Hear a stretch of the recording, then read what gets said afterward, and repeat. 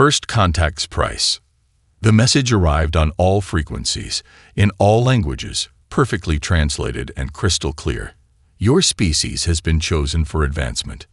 That was humanity's first contact with the Vexari Empire, and it came not with violence, but with a promise that would prove more devastating than any weapon.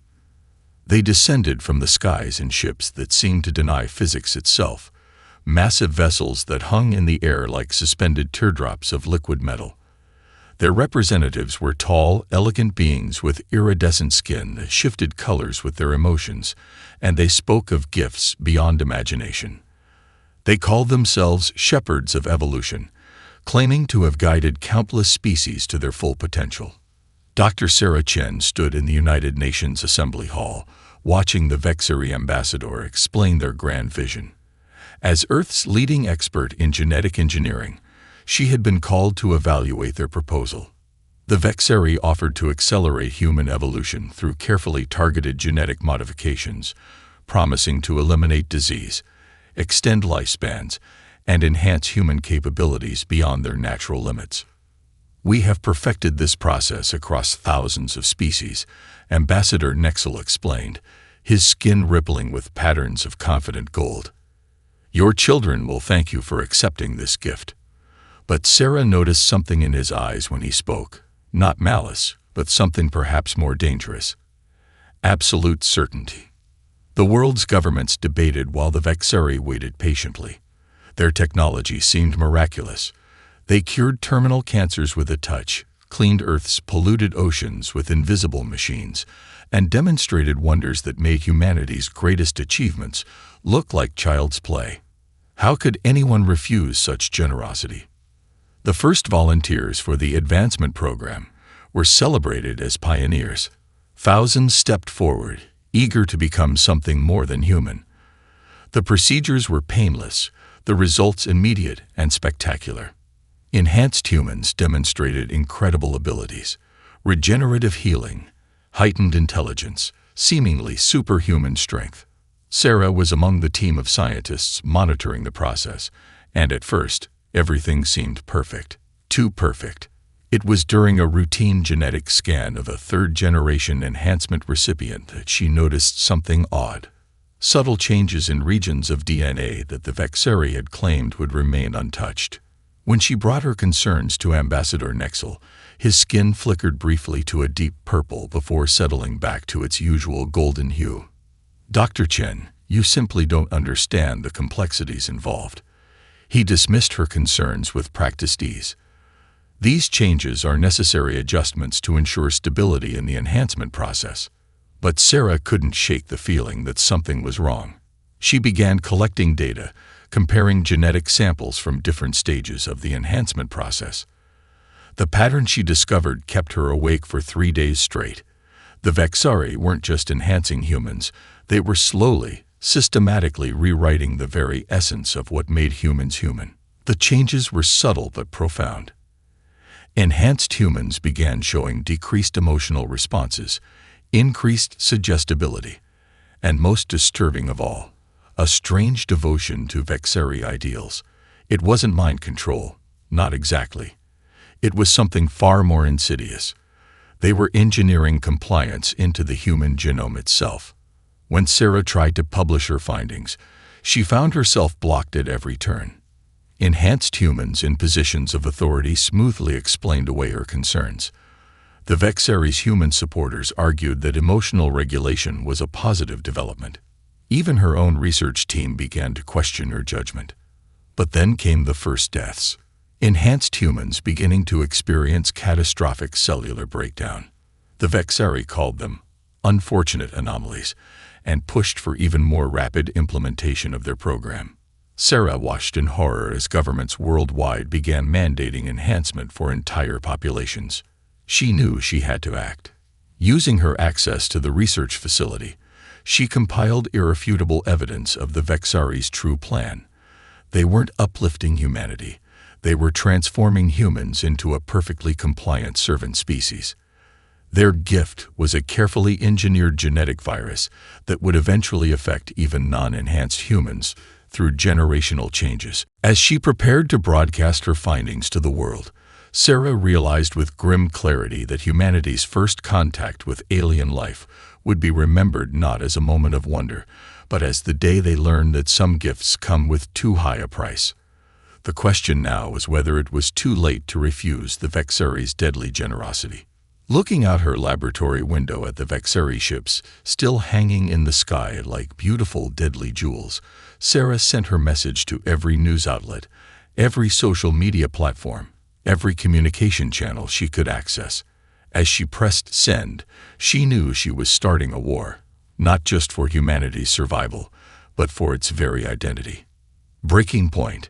Sarah Chen's revelation sparked a firestorm that spread faster than the Vexeri could contain it. Within hours, riots erupted in major cities worldwide as people demanded answers. The Vexeri's response was not to deny the accusations, but to simply state that humans were incapable of understanding the necessities of proper species development. That was their first major miscalculation. Underground resistance movements sprang up overnight. Dr. Marcus Rivera, a neurologist who had been studying the enhanced humans, discovered that the genetic changes weren't just affecting physical traits. They were systematically eliminating what he called the spark of human defiance. The very qualities that had driven human innovation throughout history: creativity, questioning authority, thinking outside established parameters, were being edited out of the human genome. The Vexeri's second miscalculation was assuming that enhanced humans would remain passive once they learned the truth. Dr. Yuki Tanaka, one of the first enhanced individuals, proved them wrong. Her enhanced intelligence allowed her to understand exactly what had been done to her, and her modified genetics couldn't completely suppress her rage. She became the first enhanced human to actively resist the Vexeri's control, proving it was possible to overcome their programming through sheer force of will. They thought they could tame us by changing our DNA, Yuki announced in a viral video broadcast. They forgot that human stubbornness isn't just in our genes, it's in our souls. Her resistance inspired others, and soon enhanced humans worldwide began breaking free of their programmed compliance. The Vexeri responded with force, revealing the iron fist beneath their velvet glove. Their ships, once symbols of advanced benevolence, became weapons platforms. They declared that humanity had proven itself unworthy of gentle guidance and would instead be forcibly reformed. Cities that resisted the enhancement program were placed under siege. But humanity had learned from the Vexeri's own enhancement program. Dr. Chen and a global team of scientists had spent months studying the genetic modifications, and they made a stunning discovery. The Vexeri's changes could be reversed. More importantly, they could be improved upon, not to create compliant servants, but to enhance human capabilities while preserving free will. Colonel James Harper, leading the military resistance in North America, summarized humanity's response in a message that would become famous. You wanted to domesticate us. Congratulations, you just gave wolves access to genetic engineering. The turning point came during the Battle of Sydney. The Vexeri attempted to release a mass dispersal enhancement virus across the city. They expected panic. Instead, they faced coordinated resistance. Humans wearing improvised hazmat suits moved through the streets, helping people to shelter. Underground labs, set up in anticipation of such an attack, began producing Dr. Chen's modified counteragent. But it was Dr. Tanaka who delivered the most decisive blow. Using her enhanced abilities and intimate knowledge of Vexeri technology, she managed to hack into their dispersal systems. Instead of their compliance virus, the Vexeri ships ended up dispersing humanity's counteragent, a modified version of their own enhancement formula that preserved human independence while granting increased capabilities. The Vexeri ambassador Nexel, his skin now a mottled gray of confusion and anger, demanded to know how humans had managed to subvert their carefully designed systems. Dr. Chen's response was quoted in resistance communications worldwide. You gave us the tools to remake ourselves, then acted surprised when we didn't follow your blueprint. Your mistake wasn't in making us stronger. It was in thinking we'd only use that strength the way you wanted us to. As the Vexari's control began to crumble, humanity's resistance grew stronger. Enhanced and unenhanced humans worked together, combining their different strengths. The Vexari's attempt to divide humanity had instead forced them to overcome their differences and unite against a common threat. The Resistance's motto became a rallying cry across the globe. Evolution isn't a gift, it's a right. Humanity would choose its own path forward, not follow the one the Vexari had planned for them. And as cities worldwide began pushing back against their would-be benefactors, the Vexari were forced to confront an uncomfortable truth. They hadn't created a more compliant version of humanity.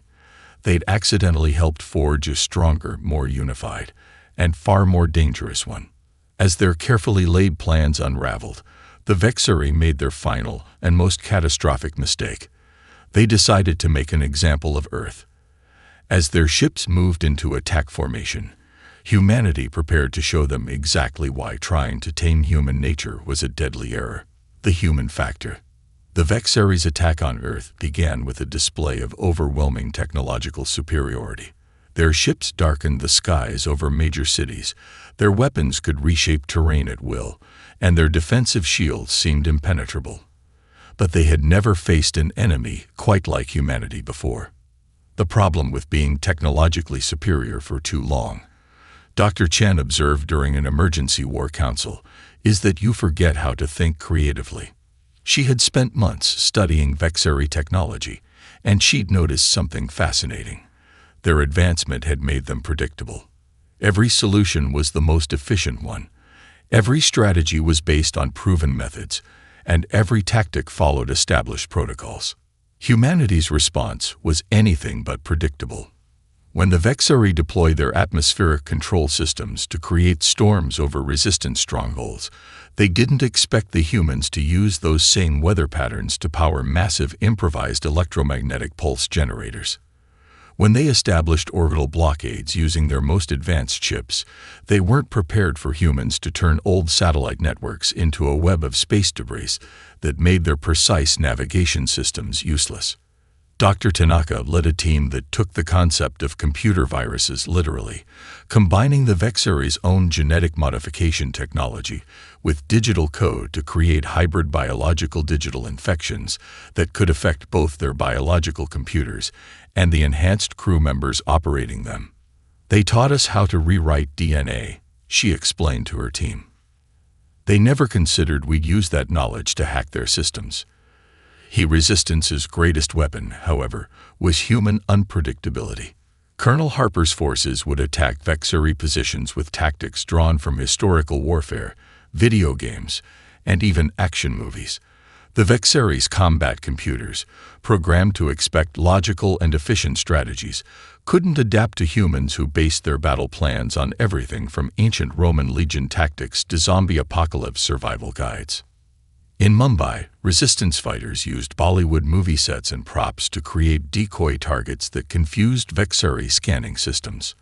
In Rio de Janeiro, carnival performers used their expertise in choreographed movement to coordinate massive civilian evacuations right under the Vexari sensors. Street artists in Berlin painted entire buildings with thermal reactive paint that disrupted Vexari targeting systems. They expect us to fight like we're in their science fiction, Colonel Harper told his troops. So let's show them what human science fiction looks like instead. The Vexari were bewildered by humans using social media trends to coordinate attacks, turning viral dances into battle signals, and employing memes as encrypted communication. Their tactical AI systems, designed to detect military patterns, were useless against humans organizing resistance movements through recipe blogs and knitting forums. Dr. Rivera's breakthrough came from an unexpected source: video game speedrunners. These people spend their lives finding ways to break seemingly unbreakable systems, he explained. Who better to help us find exploits in Vexari technology? The resulting collaboration between neurologists and gamers led to the discovery of critical vulnerabilities in Vexari neural interface systems. The Vexari's enhanced human soldiers were proving equally problematic for them. Designed to be perfect warriors, They instead became perfect revolutionaries, using their enhanced capabilities in ways the Vexeri had never intended. Enhanced athletes turned their perfect body control into impossible infiltration skills. Enhanced musicians used their superior pattern recognition to crack Vexeri communication codes. Enhanced children, whom the Vexeri had hoped would be their most compliant subjects, proved to be the most creative in finding ways to resist. Perhaps the most devastating human tactic was simply refusing to give up. The Vexeri's strategic models couldn't account for humans who would sacrifice tactical advantages to save civilians, who would choose apparently suicidal charges to protect others, or who would continue fighting even when all logical analysis said defeat was inevitable. You fundamentally misunderstand what makes us human, Dr. Chen told a captured Vexeri commander, whose skin had turned pale with confusion. You see our emotions as inefficient, our creativity as chaos, our willingness to defy logic as a weakness. But that's the source of our strength. We don't fight because we think we can win. We fight because you told us we couldn't. The Vexeri began to realize they had made a crucial error in their assessment of humanity. They had seen humans' capacity for adaptation as a trait they could exploit, never considering that this same adaptability would be turned against them. They had given humanity access to advanced technology, never imagining that humans would reinvent its use rather than simply adopt it. As their carefully calculated invasion plans continued to unravel in the face of human ingenuity, the Vexeri were forced to confront an uncomfortable truth. They had spent millennia perfecting the art of uplifting species, but they had never learned how to handle one that refused to be uplifted on anything but its own terms. Unexpected allies. The first contact with other species came not through the Vexeri's carefully controlled channels, but through a compromised communications array in Earth's orbit. Dr. Tanaka had been probing Vexeri communications frequencies when she received an encrypted message from a species calling themselves the Meridians. "We have watched your resistance with great interest." The message read, "For 10,000 years, we have lived as the Vexeri's perfect creation. But you have shown us that perfection without freedom is merely sophisticated slavery." The Meridians, it turned out, were the Vexeri's first great success story. A species genetically engineered into living mathematical savants. Their entire civilization had been redesigned to serve as the Vexeri's calculation engines, processing complex astronomical and physical computations that even AI found challenging. But watching humanity's defiance had awakened something in them that millennia of engineering hadn't completely erased: the desire for self-determination. Dr. Chen and her team were stunned when they first met a Meridian representative in a secure underground facility. The being before them looked like a living constellation, its crystalline body structure containing patterns that seemed to move with the precision of atomic clockwork. But despite their alien appearance, the Meridian situation was heartbreakingly familiar. The Vexeri's greatest fear, the Meridian explained, its body pulsing with mathematical sequences that Dr. Rivera's enhanced perception recognized as expressions of emotion, is not that you will defeat them. It is that you will prove there is another way to advance, one that doesn't require surrendering your species' soul. The Meridians weren't alone.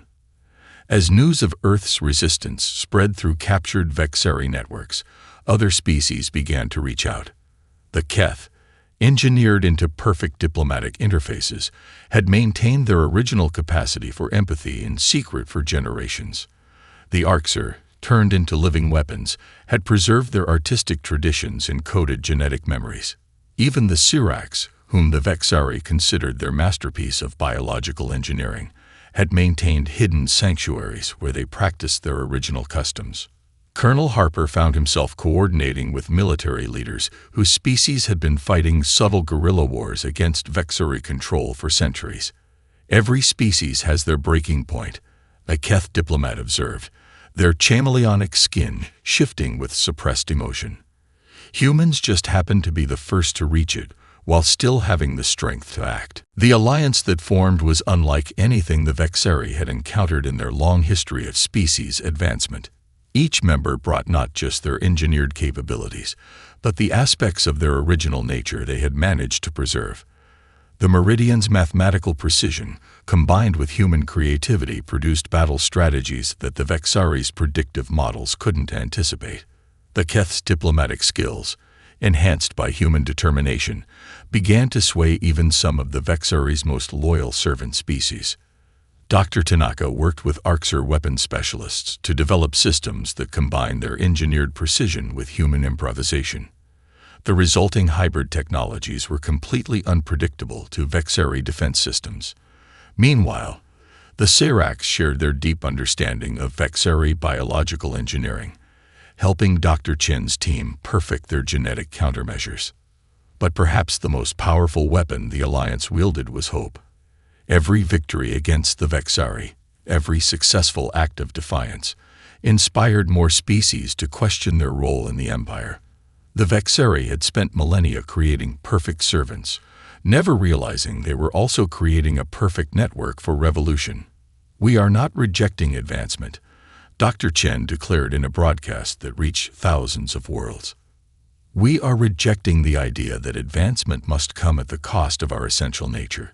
Every species has the right to choose their own path forward." The Vexari's response to this growing rebellion was to escalate their efforts to subdue Earth, hoping to crush this dangerous idea before it could spread further. But their increased aggression only served to prove the rebels' point. The Vexari's quest for perfection had made them capable of casual cruelty in the name of progress.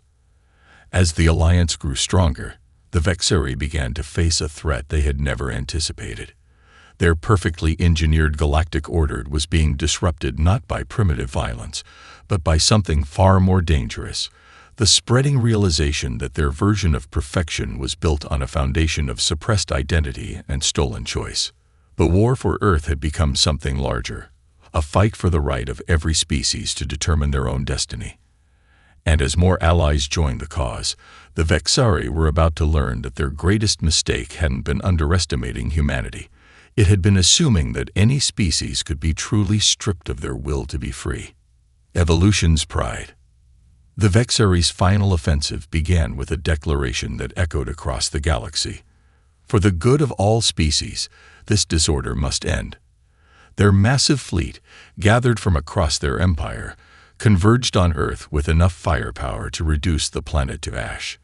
But humanity and their allies had been preparing for this moment. Dr. Chen stood in the Combined Alliance's command center, watching as representatives from 24 species worked together in perfect harmony. Not the artificial perfection the Vexari had tried to impose, but the natural synchronization of beings united by a common cause. The Meridian's living calculators projected battle scenarios, while human tacticians found creative solutions their equations hadn't considered. Keth diplomats coordinated with enhanced human communicators to maintain contact with resistance cells across Vexari's face. "They still don't understand," Dr. Tanaka observed, her enhanced senses allowing her to process multiple data streams simultaneously. "They think this is about rejecting advancement. It's about choosing how we advance." The Alliance's counteroffensive didn't target the Vexari's military might. It targeted their fundamental assumption of superiority. Dr. Rivera's team had made a breakthrough. The Vexari's own genetic engineering technology could be used to restore free will to their perfected species while maintaining their enhanced capabilities. "Evolution isn't a straight line," Dr. Chen explained to the Alliance Council. "It's a web of possibilities. The Vexari chose one path and forced everyone else to follow it. We're going to give everyone back their choice." The battle for Earth's orbit became a testing ground for this new philosophy. Arxer ships, their weapons guided by both engineered precision and restored artistic intuition, created attack patterns that were both devastatingly effective and hauntingly beautiful. Serac's biological constructs, freed from their programming but retaining their capabilities, adapted in ways that left the Vexari's tactical computers in chaos. But it was humanity's contribution that proved decisive. While the Vexari had focused on creating perfect soldiers, humans had focused on understanding what made each species unique. The Resistance didn't just fight the Vexeri. They began broadcasting the truth about evolution, identity, and choice to every world in the Empire. Colonel Harper's forces demonstrated this philosophy in action. Enhanced humans fought alongside unmodified ones, each contributing their own strengths. The Vexeri's attempts to exploit divisions between enhanced and unenhanced humans failed, as both groups proved that diversity, of ability, of thought, of approach, was humanity's true strength. The turning point came not from a military victory, but from within the Vexeri Empire itself. Inspired by Earth's example, species throughout the galaxy began reclaiming their suppressed identities. The Vexeri's perfectly ordered society began to transform as their engineered servants remembered who they had been and imagined who they could choose to become. Dr. Chen's message, translated by the Keth and calculated for maximum impact by the Meridians, spread like wildfire. True perfection isn't about eliminating flaws. It's about choosing which challenges help you grow stronger. The Vexeri Supreme Council, faced with an empire-wide awakening they couldn't control, finally confronted the fundamental flaw in their philosophy. Their quest to perfect other species had stagnated their own evolution, while they had remained unchanged for millennia. Humanity had shown that real advancement came from embracing change, accepting challenges, and maintaining identity in the face of pressure to conform. The war ended not with unconditional surrender, but with an unprecedented proposal. The Vexeri, their certainty shaken by humanity's example, offered to share their knowledge freely, not as imposed advancement, but as tools for each species to use as they chose.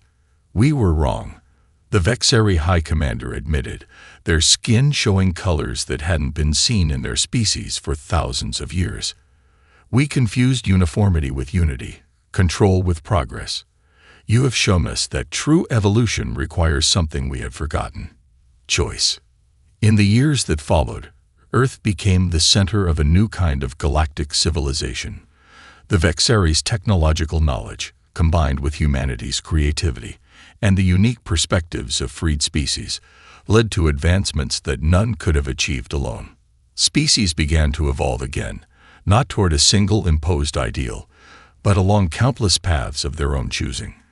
Dr. Chen, speaking at the inauguration of the new Galactic Council of Free Evolution, summarized humanity's greatest lesson to the cosmos.